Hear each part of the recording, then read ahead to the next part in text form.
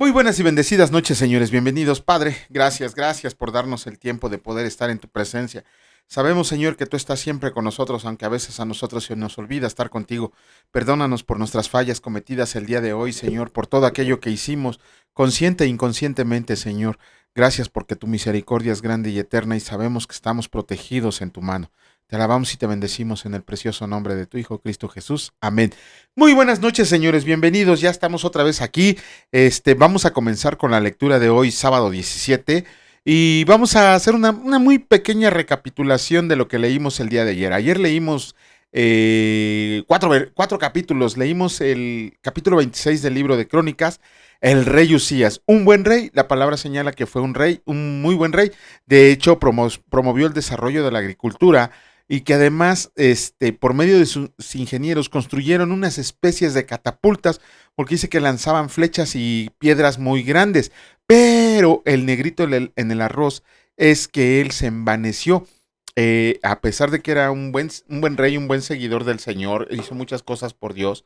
Vemos ahí que la palabra nos menciona que se envaneció y que él quiso quemar incienso en el templo cuando era una cosa que solo le estaba permitido a los levitas, ¿no? Entonces él lo quiso hacer. Desgraciadamente, como desobedeció, el Señor lo hirió con lepra y jamás volvió a entrar al templo. De hecho, de ahí iniciamos el capítulo 27 con el rey Jotam, su hijo que siguió el ejemplo de su papá, haciendo las cosas bien. Sin embargo, la palabra señala que hizo muy poco para detener la corrupción idólatra en la que estaba cayendo, bueno, en la que ya estaba bien metido el pueblo de Israel. A él dice la palabra que se le rebelaron los amonitas, pero los venció y los volvió a ser tributarios otra vez. En el capítulo 28 vemos que el rey Acaz hizo lo malo ante los ojos del Señor, que no solo permitió la idolatría, sino que él fue uno de los principales idólatras que hizo muchos sacrificios a dioses ajenos. De hecho, dejó de confiar en el Señor y pedía que los dioses de las demás naciones lo apoyaran a él.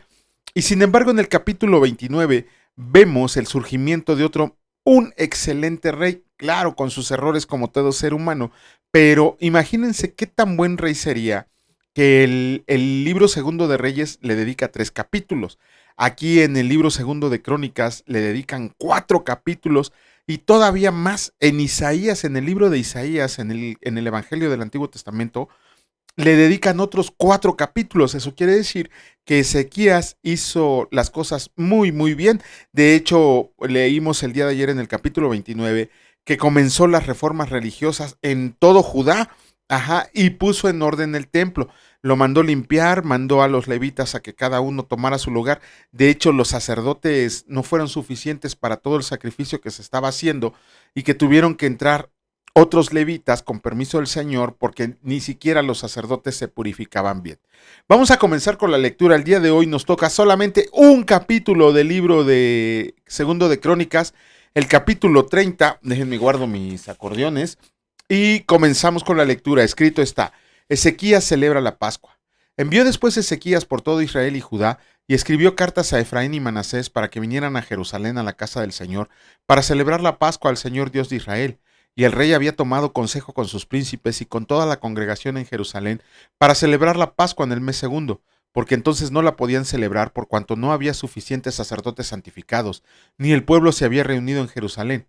Esto agradó al rey y a toda la multitud, y determinaron hacer pasar pregón por todo Israel, desde Berseba hasta Dan, para que vinieran a celebrar la Pascua al Señor Dios de Israel en Jerusalén, porque en mucho tiempo no la habían celebrado al modo que está escrito. Fueron pues correos con cartas de mano del rey y de sus príncipes por todo Israel y Judá, como el rey lo había mandado, y decían: Hijos de Israel, vuélvanse al Señor, el Dios de Abraham, de Isaac y de Israel, y él se volverá al remanente que ha quedado de la mano de los reyes de Asiria. No sean como sus padres y como sus hermanos que se rebelaron contra el Señor, el Dios de sus padres, y él los entregó a desolación, como ustedes ven. No endurezcan pues ahora su cerviz, como sus padres. Sométanse al Señor y vengan a su santuario, el cual él ha santificado para siempre, y sirvan al Señor su Dios, y el ardor de su ira se apartará de nosotros, de ustedes. Porque si se volvieran al Señor, sus hermanos y sus hijos hallarán misericordia delante de los que les tienen cautivos, y volverán a esta tierra, porque el Señor su Dios es clemente y misericordioso, y no apartará de ustedes su rostro si ustedes se vuelven a él. Pasaron pues los correos de ciudad en ciudad por la tierra de Efraín y Manasés hasta Zabulón, mas se reían y burlaban de ellos. Con todo eso, algunos hombres de Aser, de Manasés y de Zabulón se humillaron y vinieron a Jerusalén. En Judá también estuvo la mano de Dios para darles un solo corazón, para cumplir el mensaje del rey y de los príncipes conforme a la palabra del Señor. Y se reunió en Jerusalén mucha gente para celebrar la fiesta solemne de los panes sin levadura. En el mes segundo, una vasta reunión.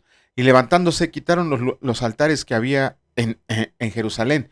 Quitaron también todos los altares de incienso y los echaron al torrente de Cedrón. Y entonces sacrificaron la Pascua a los 14 días del mes segundo, y los sacerdotes y los levitas llenos de vergüenza se santificaron, y trajeron los holocaustos a la casa del Señor, y tomaron su lugar en los turnos de costumbre, conforme a la ley de Moisés, varón de Dios. Y los sacerdotes esparcían la sangre que recibían de manos de los levitas, porque había muchos en la congregación que no estaban santificados, y por eso los levitas sacrificaban la Pascua por todos los que no se habían purificado, para santificarlos al Señor, porque una gran multitud del pueblo de Efraín y Manasés y de Isaacar y Zabulón no se habían purificado, y comieron la Pascua no conforme a lo que está escrito. Mas Ezequías oró por ellos, diciendo: Señor, que es bueno, sea propicio a todo aquel que ha preparado su corazón para buscar a Dios, al Señor el Dios de sus padres, aunque no esté purificado según los ritos de purificación del santuario. Y oyó el Señor a Ezequías y sanó al pueblo. Así los hijos de Israel que estaban en Jerusalén celebraron la fiesta solemne de los panes sin levadura por 7 días con grande gozo, y glorificaban al Señor todos los días de los levitas y los sacerdotes, cantando con instrumentos resonantes al Señor. Y habló Ezequías al corazón de todos los levitas que tenían buena inteligencia en el servicio del Señor, y comieron de lo sacrificado en la fiesta solemne por 7 días, ofreciendo sacrificios de paz y dando gracias al Señor, el Dios de sus padres.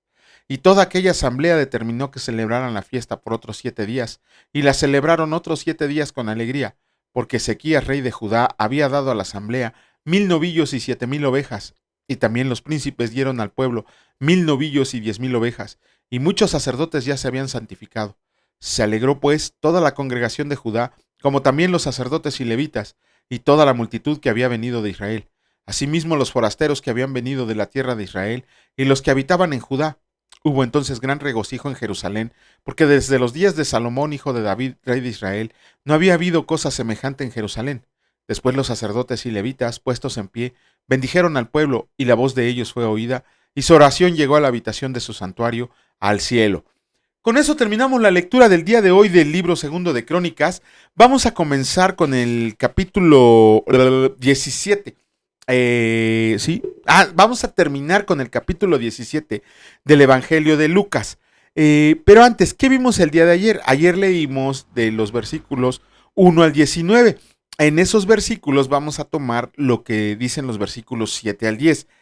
Siervos inútiles somos. Híjole, cómo me da coraje todos esos hombres crueles, hombres rapaces, hombres impostores, que se ponen nombres que apóstol, que profeta, que maestro, que no sé qué tantos horribles nombres se ponen, que no son puestos por Dios, y sin embargo, cómo se pavonean ellos que la gente les diga así, y nosotros por ignorancia les estamos llamando. La palabra de Dios nos dice dos cosas que somos solamente: o somos amigos de Jesucristo y discípulos de Jesucristo, o somos siervos inútiles. ¿Por qué? Porque el verdadero discípulo de Jesucristo no tiene ninguna razón para envanecerse o orgullecerse en lo que está haciendo por el Señor. Lo que deberíamos de sentir es un verdadero sentimiento de indignidad por no hacer más allá de lo que se nos pide. En realidad, el Señor nos compara con un siervo que está limpiando la casa, que está arando en el campo, y llega su señor y ni siquiera lo saluda, simplemente le da la orden de: dame de comer, lávame, atiéndeme primero y ya después comerás tú. El siervo no se queja. ¿Por qué? Porque es un siervo, para eso le pagan a él, para eso de hecho, inclusive podría ser un esclavo. Él no tenía ningún derecho de comer antes que su señor, él no tenía ningún derecho de quejarse ni nada. De la misma manera, nosotros, cuando decidimos convertirnos en discípulos de Cristo, nos convertimos en esclavos del Señor Jesús. ¿Por qué? Porque le debemos de pertenecer en espíritu, alma y cuerpo. No nada más en espíritu: ay, soy salvo porque el Señor me eligió. No nada más en alma: ay, amo al corazón. también en cuerpo, porque nuestro cuerpo, nuestras acciones en la vida deben de dar ese reflejo de que somos hijos de Dios, de que nos hemos convertido en esclavos de Cristo. Pero qué esclavitud tan hermosa, de pasar de una esclavitud del pecado a una muerte eterna, a pasar a ser esclavos de Cristo con una bendición de tener una vida eterna en Él. No hay punto de comparación. De hecho, nosotros deberíamos de pensar que no podemos hacer absolutamente nada para pagar lo que Cristo ha hecho por nosotros. No se dejen engañar, no hay absolutamente nada que nosotros podamos hacer, ni comprando el aceitito de la unción, ni yéndonos de rodillas a Chalma, ni comulgando cada 8 días, ni tomando la cena del Señor, ni bautizándonos ni de bebés ni de grandes. No hay absolutamente nada que nosotros podamos hacer para que, por lo que el Señor, para pagar esa deuda que tenemos con nuestro Señor Jesucristo. Es por medio de su gracia que ya somos salvos, que ya estamos con Él en el reino eterno. Ajá. Nosotros somos comparados con siervos inútiles que solo hacemos lo que se nos manda hacer sin ir más allá. El Señor nos dice, y muchas veces ni eso, el Señor nos dice que tenemos que evangelizar, que es algo obligatorio para todos aquellos que hemos decidido ser discípulos de Jesucristo. ¿Cuánta gente de verdad conocemos que está evangelizando? Ni siquiera los domingos, que según ellos es el día del Señor, ni siquiera los domingos se evangelizan. Mucho menos si no evangelizan, mucho menos se dedican a estudiar la palabra de Dios. Pónganse a leer la palabra, es algo que el Señor nos ha mandado. Hoy nosotros celebramos la cena del Señor y el pastor nos llamó la atención fuertemente de no tomarla con indignidad, y aún así ni siquiera eso nos podría hacer ascender al cielo. No hay nada que nosotros podamos hacer. Deberíamos de estar agradecidos de que tenemos un amo, un Señor, un dueño que dio su vida por nosotros y que gracias a ese sacrificio estamos en la presencia de Él en el reino eterno. Ajá. No debemos de esperar ningún privilegio, no debemos esperar, ay, yo le estoy sirviendo al Señor y voy a ser increíblemente bendecido. Y de hecho una vez di una clase acerca de eso, de la obediencia. Se supone que algunos los engañan diciendo que si nosotros obedecemos vamos a ser bendecidos. Y si no, y si obedecemos y aún así Dios decide no bendecirnos, vamos a dejar de seguir al Señor. Esa es una clase que impartí, un seminario que impartí acerca de la obediencia, en el sentido de que, ay, sí, si soy obediente, Dios me bendice. Y si soy obediente y Dios no me bendice, por eso lo vamos a dejar de seguir. Nuestra obediencia depende de lo que Dios nos da. Esa es una aberración, otra herejía que nos han enseñado en las iglesias falsos pastores, falsos maestros. La obediencia a Dios no depende de su bendición. Ajá, nosotros somos siervos inútiles, nosotros deberíamos solamente estar esperando lo que nos manda el Señor y cumplirlo como debe de ser, no estar quejándonos ni renegándonos acerca de lo que nos manda hacer nuestro Dios Padre Todopoderoso. Vamos a terminar con la lectura del Evangelio 17 con la lectura del capítulo 17 del Evangelio de Lucas, y escrito está: la venida del reino. Preguntando por los fariseos cuándo había de venir preguntado por los fariseos cuándo había de venir el reino de Dios, le respondió y dijo: el reino de Dios no vendrá con advertencia, ni dirán, helo aquí o helo allí, porque he aquí el reino de Dios está entre ustedes. Y dijo a sus discípulos: tiempo vendrá cuando desearán ver uno de los días del Hijo del Hombre y no lo verán, y les dirán, helo aquí o helo ahí. No vayan ni lo sigan, porque como el relámpago que al fulgurar resplandece desde un extremo del cielo hasta el otro, así también será el Hijo del Hombre en su día. Pero primero es necesario que padezca mucho y sea desechado por esta generación, como fue en los días de Noé, así también será en los días del Hijo del Hombre. Comían, bebían, se casaban y se daban en casamiento, hasta el día en que entró Noé en el arca y vino el diluvio y los destruyó a todos. Asimismo, como sucedió en los días de Lot, comían, bebían, compraban, vendían, plantaban, edificaban. Mas el día en que Lot salió de Sodoma, llovió del cielo fuego y azufre y los destruyó a todos. Así será el día en que el Hijo del Hombre se manifieste. En aquel día, el que está en la azotea y sus bienes en casa, no descienda a tomarlos, y el que en el campo, asimismo no vuelva atrás. Acuérdense de la mujer de Lot. Todo el que procure salvar su vida la perderá, y todo el que la pierda la salvará. Les digo que en aquella noche estarán dos en una cama, el uno será tomado y el otro será dejado. Dos mujeres estarán moliendo juntas, la una será tomada y la otra dejada. Dos estarán en el campo, el uno será tomado y el otro dejado.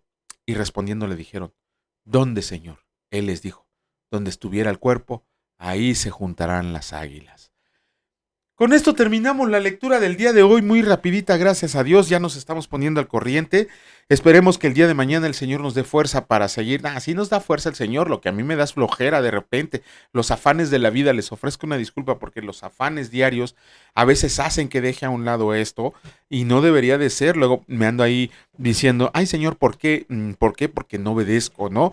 Pero bueno, el Señor nunca me ha dejado de su mano. Padre, bendito seas por siempre y siempre, mi Señor, porque nos has elegido desde antes de la fundación del mundo, nos conociste antes de nuestra creación en el vientre materno, Señor, y nos elegiste para un propósito. Permítenos cumplirlo, Señor, para que podamos seguir haciendo lo que tú nos has hecho, nos has mandado a hacer. Te pedimos que pasemos de ser unos siervos inútiles a ser amigos tuyos, Señor, porque tú diste la vida por nosotros y con nada que hagamos en esta tierra, podemos pagar ese enorme sacrificio y esa deuda que tenemos para contigo. Te agradecemos infinitamente porque tus bendiciones, aun y cuando no las vemos, están siempre presentes en nuestras vidas y nunca nos has desechado ni nos has dejado de lado, sino que al contrario, tu mano poderosa está siempre en nuestras vidas y en las vidas de nuestras familias. Te agradecemos por el hogar que nos das, por el techo que pones en nuestra casa, por el alimento diario con el que nos bendices. Te alabamos y te bendecimos en el precioso nombre de tu Hijo Cristo Jesús. Amén. Que Dios los bendiga, señores. Si Dios lo permite, nos vemos el día de mañana. Cuídense mucho. Hasta luego.